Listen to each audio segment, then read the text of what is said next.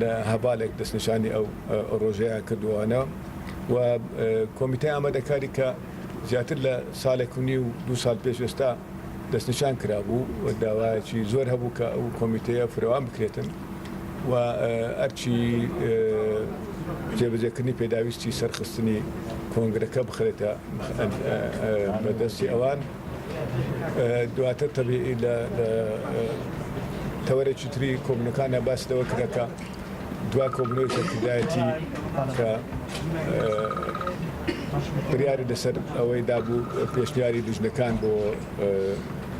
ئەوەی کە هەیەتێک دەستنیشان بکرێتن بۆ بەڕێوەبردننی یەکێتی تا کۆنگرا ئەمەش باسی زۆری لەسەر کرا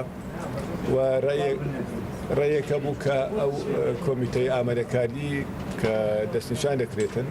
فراوان بکرێتن لە هەمان کاتیشدا هەرچی ئەوەی هەبیتن ئیدارەی یەکێتی بکاتن لەو ماوەیەدا تا کۆنگرا بۆ ئەوەی زیاتر لەبەرەوەی هەواڵ کاکۆسەت و چەند هەواڵە شتریش ئامادە نەبوون پێویست دەکاتن ڕێی ئەوانی شۆربگیرێتن و بەشدار بنیان لە کۆبنەوەکە بە فرەوانی بەکراوەی مایەوە تا سبەینێ ساعت 12 جارێکیکە کۆ دەبینەوە بۆ ئەو بریارەدانەی کە لەلایەکەوە جەختی دەستەکراوە کە کۆنگرا لە سەرەتای مانجی چێبیتن و لە لای شتریشەوە فراوانکردنی کۆمیتەی ئامادەکاری